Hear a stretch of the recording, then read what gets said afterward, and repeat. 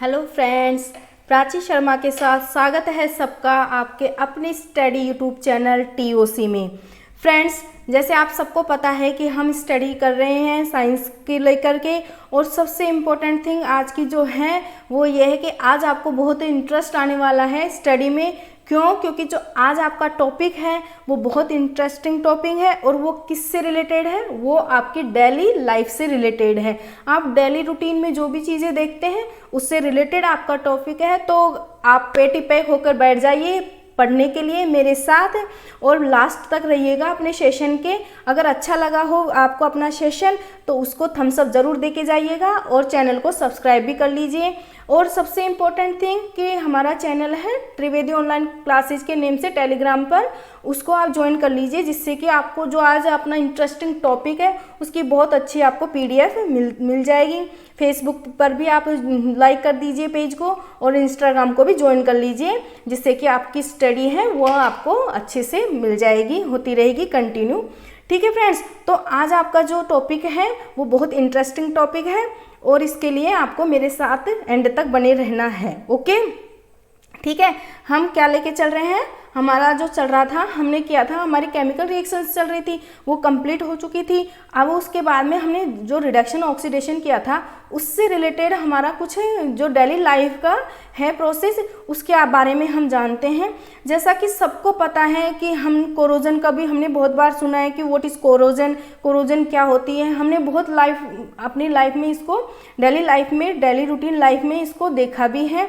और जो बच्चे हैं आप लोग सब पता है, सबको व्हीकल्स का कितना शौक होता है, सब कितना व्हीकल्स को यूज करते हैं। तो सबको पता है कि व्हीकल्स में जो भी एपरेचर्स लगे होते हैं, जो भी चीज़ें होती हैं, आज ये चीज़ खराब हो गई, आज इसमें क्या हो गई, रस्टिंग हो गई, आज इसमें ये हो गया, तो सबको पता है कोरोजन के बारे में। और जो दूसरा हमारा टॉपिक है वो है रेंसिडिटी के बारे में, जिसको कि आपको ये पिक्चर दिख रहे होंगे, उसमें आपको जो देख के पता चल गया होगा कि हम किसके लिए बात कर रहे हैं।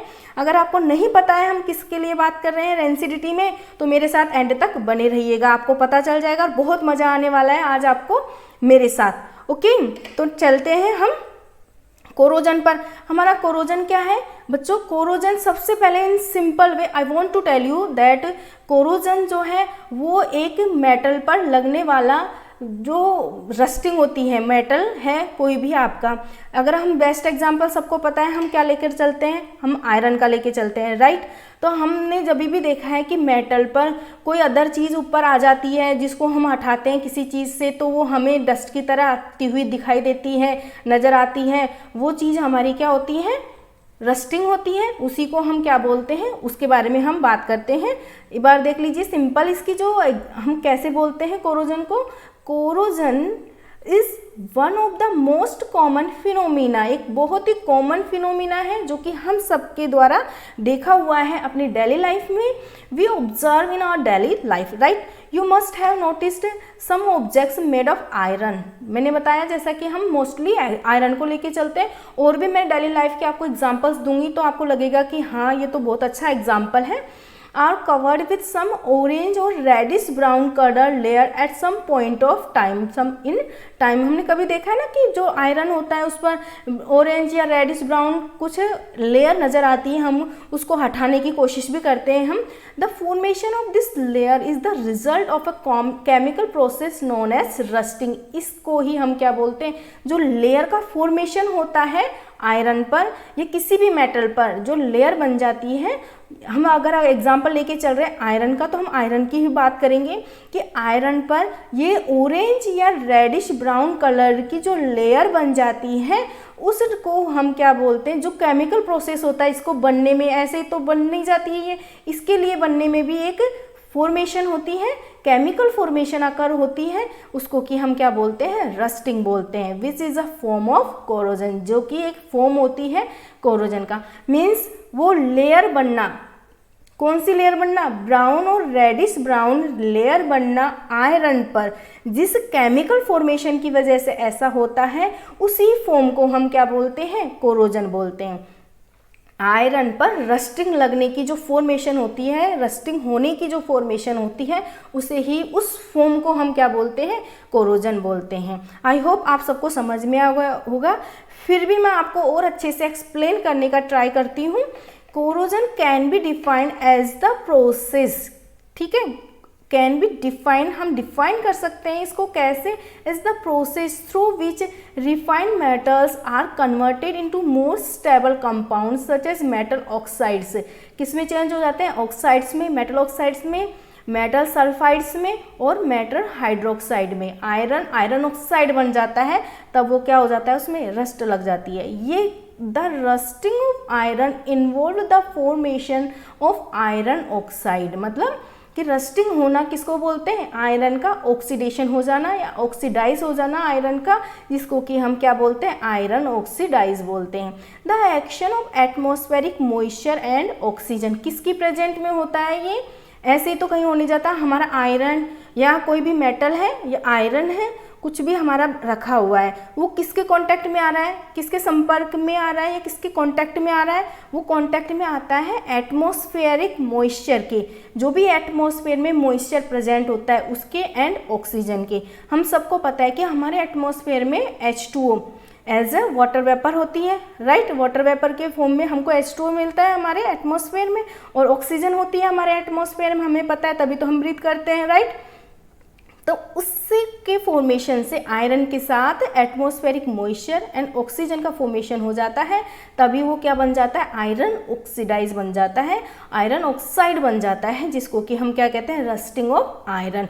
और इस प्रोसेस को हम क्या बोलते हैं, कोरोजन बोलते हैं, right. Corrosion is usually an undesirable, हम ये चाहते नहीं है कि ऐसा हो, ये प्रोसेस हमारी डिज़ायरेबल नहीं है, हमारी डिज़ायर पर डिपेंड नहीं करती है, ये ऐसी प्रोसेस है जिसे हम नहीं चाहते, इसलिए इसे क्या बोलते हैं हम, undesirable, right. Corrosion is usually an undesirable phenomena process, means since it negatively affect the desirable properties of metal।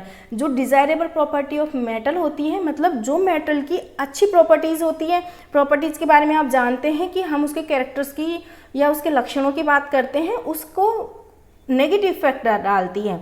कौन सा इफेक्ट डालती है, नेगेटिव इफेक्ट डालती है, मतलब अच्छे को खराब कर देती है, उसको हम क्या बोलते हैं, इस फिनोमिना को हम क्या बोलते हैं, कोरोजन बोलते हैं। आई होप आप सबको समझ आ गया होगा। ओके, नेक्स्ट देखिए, अभी थोड़ा सा और मैं आपको डेफिनेशन बता देती हूँ कि इतना समझ लिया, लेकिन मैम हम इसको लिखे कैसे, हमको समझ में आ गया कि आयरन पर ऑक्साइड की लेयर आ रही है, ऑक्साइड के साथ एटमॉस्फेरिक एयर के साथ या एटमॉस्फेरिक H2O के साथ प्लस ऑक्सीजन के साथ, एटमॉस्फेरिक मॉइस्चर के साथ प्लस ऑक्सीजन के साथ मिलकर के और रस्टिंग हो जा रही है, उसे ही हम कोरोजन बोलते हैं, राइट। बट हम इसे लिखेंगे कैसे, तो स्टूडेंट्स आप इसको ऐसे लिखेंगे कि जैसे कि हम टर्म यूज़ करते हैं, व्हाट इज़ कोरोजन। अगर हमें पास ये डेफिनेशन की हमसे पूछा जाए तो हम लिखेंगे define as the natural process that cause the transformation of pure matter to undesirable substances when they react with substances like water और एयर। किसके साथ कर लेते हैं ये रिएक्ट, किसके साथ कर लेता है सब्सटेंस, कोई भी आयरन हो, कोई भी अदर मेटल हो, not only iron but also other metals can be involve in this process, right. तो वो वाटर के साथ और एयर के साथ क्या कर लेते हैं, रिएक्ट कर लेते हैं, तब ये अनडिजायरेबल चेंजेस हो जाते हैं। Thus this reaction causes damage and disintegration of the metal starting from the proportion of the metal exposed to the environment and spreading to the entire bulk of metal. ये क्या होती है, पूरे entire bulk of metal पर हो जाती है, थोड़े से पोर्शन पे होके स्टार्ट होते होते और वो क्या होती जाती है, पूरे पोर्शन पर हो जाती है, मतलब पूरे मेटल को वो क्या कर लेती है, कवर कर लेती है और पूरे मेटल पर ये चीज़ प्रॉब्लम हो जाती है या रस्टिंग हो जाती है या कोरोजन हो जाता है, राइट। थोड़े से पोर्शन पर होगा स्टार्टिंग में और फिर धीरे धीरे एक्सपोज होता जाएगा, एनवायरनमेंट से स्प्रेड होता जाएगा, स्प्रेडिंग मतलब समझते हैं, फैलता जाएगा, एक्सपोज भी बढ़ता जाएगा एनवायरनमेंट से and spreading to the entire bulk of metal. पूरे मेटल पर ये कंडीशन हो जाएगी, मीन्स रस्टिंग हो जाएगी, इसी को हम कोरोजन बोलते हैं, इसी तरह इसको डिफाइन हम करते हैं। अब इधर देखिए कि मैंने आपके लिए एक बहुत अच्छी इमेज का यूज किया है, कोरोजन शो हो रहा है जिसमें दिखा रहा है, इधर देखो एनोड और कैथोड करके आपको दिखाया हुआ है इस तरह, और ये रस्टिंग हो रही है यहाँ पर कोरोजन की, और ये देखो ब्लू, ये रेडिश ब्राउन या ऑरेंज रेडिश कलर में ये चेंजेज हो रहा है। प्रोसेस, वो जो प्रोसेस है उसको हम कोरोजन बोलते हैं, right. The black coating on silver.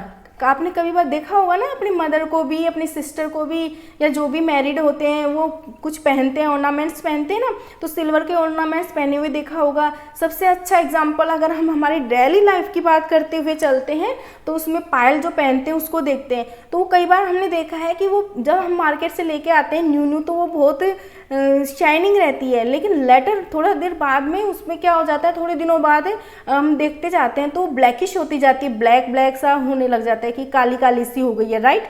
देखा है अगर आप सब ने, अगर देखा हो तो थम्स अप दीजिएगा मेरे सेशन को, ठीक है। Coating on silver and the green coating on copper.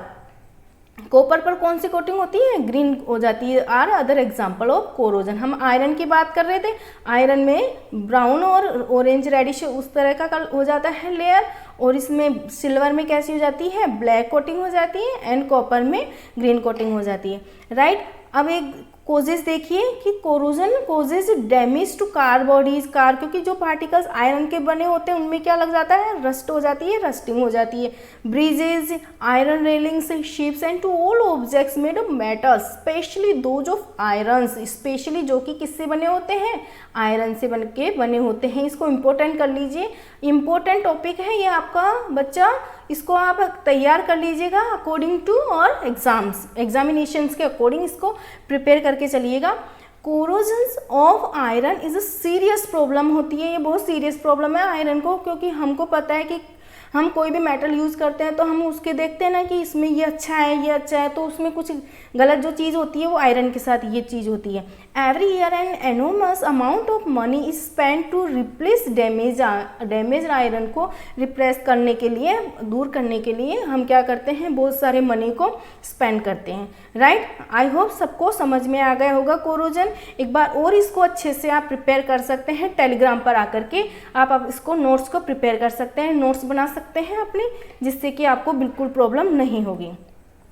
अब नेक्स्ट हमारा जो सेकंड टॉपिक है वो बहुत इम्पोर्टेंट है और बहुत इजी है और बहुत इंटरेस्टिंग भी है, क्योंकि हम सबको पता है कि हमारी सबसे बड़ी जो कमजोरी बोलते हैं या बहुत अच्छी जो चीज़ हम बोलते हैं, हमें क्या लगता है सबसे अच्छा, एक तो हमें ईटिंग लगती है यानी खाना लगता है, और एक हमें स्लीपिंग लगती है, सोना लगता है ना। ये चीज़ें होती है ना, हमें सबसे ज़्यादा परेशान भी करती हैं, राइट। तो सबसे पहले तो इसको सिंपल वे में आपको समझना है कि रेंसिडिटी एक्चुअली में होती क्या है। रेंसिडिटी होती है कि जब आपका फूड, फ्रूट्स, वेजिटेबल्स, ऑयली चीज़ कुछ भी हो, फैट्स हो, कोई भी हो, जो क्या हो जाए, स्पॉइल हो जाए, खराब हो जाए या बास जाए, बोलते हैं ना कि तो सुबह की शाम को इसमें अजीब सी स्मेल आने लग गई है, इसका टेस्ट चेंज हो गया है, तो ये सब हम टर्म यूज़ करते हैं ना कि ऐसा हो गया है। तो ये कैसे होता है, क्यों होता है, इसी को लेकर आज हम बात करते हैं। तो एक्चुअली होता क्या है कि इनमें कि rancidity is a very general term and in its most general meanings it refers to the spoilage of food in such a way that it becomes undesirable for consumption. Consumption मतलब हमारे use करने में, उपभोग करने के लिए कैसी हो जाती है, अनडिजायरेबल हो जाती है, मतलब अनचाही हो जाती है, हम उसको खाना नहीं चाहते हैं। अब food turns rancid when the fat, इसको अंडरलाइन करेंगे या इसको अच्छे से कर लेंगे हम प्रिपेयर, हमारे नोट्स में इंक्लूड करेंगे इसको कि the fats and oil within the get oxidise. कैसे हो जाता है ये, ऑक्सीडाइज गैस हो जाता है, मतलब गेट ऑक्सीडाइज्ड, ऑक्सीडेशन रिएक्शन हो जाती है, उसमें ऑक्सीडाइज हो जाता है हमारा food, and the taste and smell of the food changed due to this reason. और इस रीजन से ऑक्सीडाइजेशन हो जाता है फूड का, और इसलिए उसका टेस्ट होता है वो, और उसकी स्मेल है वो क्या हो जाती है, चेंज हो जाती है। Oil becomes rancid due to decomposition of fat, rancid हो जाता है, ऑयल खराब हो जाता है, डिकम्पोजिशन ऑफ फैट का हो जाता है उसमें, इसलिए। इट कंटेन्स और समटाइम्स मिल्क, ये एग्जाम्पल तो हम अक्सर देखते हैं हमारी डेली लाइफ में कि milk becomes rancid due to not heating it in a humid atmosphere ETC etcetera, right. तो होता क्या है कि हमने बहुत बार देखा ना, हमारा दूध खराब हो जाता है अगर हम दूध को बिना गर्म किए बाहर ऐसे ही छोड़ देते हैं सुबह से शाम तक के लिए, तो उसमें क्या हो जाता है, अगर आपने नोटिस किया तो देखा है ना, अजीब सी स्मेल आने लग जाती है, खट्टी खट्टी उसमें स्मेल आने लग जाती है, और उसका टेस्ट तो आप लेते ही नहीं होंगे उसको यूज कि टेस्ट कैसा हो जाता है, उसको सावर हो जाता है, बहुत खट्टा टेस्ट हो जाता है उसको। तो ये क्या है, हमने डेली लाइफ में देखा है कि मिल्क भी ख़राब हो जाता है और ऑयली फैट्स होती है वो भी ख़राब हो जाती है। जो हम यूज़ करते हैं ना मिर्च मसाला वाला स्पाइसी फूड यूज़ करते हैं, हम बहुत सारे ऐसे जो क्या बोलते हैं जंक फूड यूज़ करते हैं, उनको हम क्यों बोला जाता है। ये टॉपिक आपका पढ़ाने का मीन्स ये नहीं है कि आपको कुछ लर्न करना है या रटना है, इसको आपको पढ़ने का सिर्फ एक ही आपको एम होना चाहिए, एक ही आपके पास माइंड में होना चाहिए कि हमें अवेयर होनी चाहिए इस चीज़ की कि हमें तो क्या अपने फूड में लेना चाहिए, क्या हमें डाइट में लेना चाहिए, क्या हमें हमारी डाइट में नहीं यूज़ करना चाहिए, नहीं लेना चाहिए। इस चीज़ को आपको बहुत अच्छे से ध्यान रखना है कि हमें क्या लेना चाहिए क्या नहीं लेना चाहिए। देखिए, food turns rancid when he the fats and oil within them get oxidise and the taste and smell of the food changes. Oxidation of fats is generally highly reactive molecules in the rancid food which is responsible for the unpleasant order and flavour. जो molecules होते हैं ना, जो react करते हैं molecules rancid food में, वो किस चीज़ के लिए रिस्पॉन्सिबल होते हैं, वो अनप्लीजेंट ऑर्डर होता है ना, ऑक्सीडेशन करते हैं तब जो मॉलिक्यूल्स हैं वो जो रिएक्ट कर रहे होते हैं ऑक्सीडेशन में, वो रिस्पॉन्सिबल होते हैं किसके लिए, अनप्लीजेंट ऑर्डर स्मेल को बोलते हैं, राइट। बहुत अच्छा टर्म है, इसको अंडरलाइन कर लीजिएगा, ओके। एंड फ्लेवर, जो हमारा फ्लेवर होती है उसके लिए क्या होते हैं, ये रिस्पॉन्सिबल होते हैं अनप्लीजेंट ऑर्डर एंड फ्लेवर के लिए। These chemical reactions also reduce the nutrition of food। और ये क्या भी ख़त्म कर देते हैं, ये रिएक्शंस, जो ऑक्सीडेशन वाली रिएक्शन हो जाती है, वो न्यूट्रिशन होता है हमारे फूड में, वो भी क्या कर देते हैं, ख़त्म कर देते हैं। हम खाना क्यों खाते हैं, सबको पता है, न्यूट्राइंट्स के लिए खाते हैं कि हम न्यूट्राइंट्स लेते हैं, हमें न्यूट्राइंट्स मिलता है खाना खाने से, हमें बैलेंस डाइट लेते हैं। ये चैप्टर भी हमने किया है बहुत अच्छे से। अगर आपने उन सेशंस को नहीं देखा है तो आप प्ले लिस्ट में जा कर के या जो इसमें डिस्क्रिप्शन में जा कर के उनको भी आप सेशन को देख सकते हैं, right. Some studies show that rancid food can have harmful health effect if consumed. अगर हम खराब खाना है जिसमें स्मेल आने लग गई है या जो ख़राब हो गया है उस खाने को यूज़ कर लेते हैं, खा लेते हैं, तो क्या हो जाता है, हमारे लिए हार्मफुल होता है, हमें नहीं खाना चाहिए ऐसे खाना। तो इसको आप जो टॉपिक को पढ़ रहे हैं ना, ये देखिए कितना ख़राब एप्पल है, तो इसको हमको नहीं खाना है, कि हमें किस तरह का फूड नहीं खाना चाहिए। अब हमने ये तो पढ़ लिया कि ऐसा होता है रैंसिड, लेकिन अगर हमको इसको प्रिजर्व करना है, the rancidity can be prevented using the following methods. तो हम कैसे इसको बचा सकते हैं ख़राब होने से। भाई हम तो रोज़ का काम है हमारा खाना बनाना, ये चीज़ लाना, वो चीज़ रखना, तो हमको कैसे अवॉइड करें, इन चीज़ों से कैसे प्रिवेंट करें हम इसको रैंसिडिटी होने से। तो इसके जो पॉइंट्स हैं उसको भी ध्यान रखेंगे आप बच्चों कि एडिंग एंटीऑक्सीडेंट्स, क्या करना चाहिए उसमें, ऐड करना चाहिए एंटीऑक्सीडेंट्स, ऐसे सब्सटेंस जो प्रिवेंट करते हैं ऑक्सीडेशन को, ऑक्सीडेशन नहीं हो ऐसे सब्सटेंस को यूज करके फूड के अंदर, ठीक है। नेक्स्ट है हमारा बच्चा storing food in air tight containers. हमने बहुत बार सुना है ना कि एयर टाइट कंटेनर्स में हम फूड को रखते हैं तब वो क्या रहते हैं, ज़्यादा टाइम के लिए अच्छे रहते हैं। अगर आपने 10-15 दिन तक रख लिया कि एयर टाइट में है अब ख़राब नहीं होगा, ऐसा नहीं है, तब वो क्या हो सकता है, वो स्पॉइल हो सकता है, ख़राब हो सकता है। To show the process of rancidification. Next third point है, ये सबको पता है, सब जानते हैं, refrigerating food also helps to slow down rancidification. ठीक है, स्लो कर सकता है रेट को, यानी स्लो कम हो जाएगा, धीरा, 1 दिन में 2 दिन में ख़राब नहीं होगा, उसके बाद तो फूड ख़राब हो जाएगा। हम मिल्क को भी आपने देखा है कि हम किस में क्या रखते हैं, उसको फ्रिज में रखते हैं, रेफ्रिजरेटर में रखते हैं, रेफ्रिजरेटर बोलते हैं ना, ठीक है। Replacing oxygen in the containers with another gas है, हम अनदर गैस डाल देते हैं उसमें। जैसे बहुत अच्छा एग्जांपल हैं जो आप सब लोग यूज़ भी करते हैं, to prevent chips from turning rancid. Chips को रैंसिड करने से या ख़राब होने से बचाने के लिए हम उसमें क्या करते हैं, जब उसका मैन्युफैक्चर करते हैं तब उसके बैग्स में क्या कौन सी गैस डाल देते हैं, नाइट्रोजन गैस को उसमें डाल देते हैं, जिससे कि आपकी चिप्स हैं वो कितने टाइम तक उसमें लगी रहती है, पैकेट्स में रहती है, और फिर उसको हम यूज कर लेते हैं। तो ये इंपॉर्टेंट है, इसको भी आप ध्यान रखेंगे, बहुत इंपॉर्टेंट क्वेश्चन है ये। नाइट्रोजन गैस फिल करते हैं चिप्स के पैकेट्स में हम।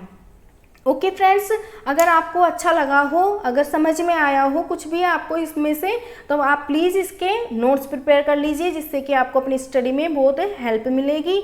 और सबसे इम्पोर्टेंट थी, वीडियो को आपको ज़रूर से ज़रूर क्या करना है, लाइक करना है एंड शेयर करना है। और आपको जो चैनल है त्रिवेदी ऑनलाइन क्लासेज TOC, उसको क्या कर लेना है, सब्सक्राइब कर लेना है।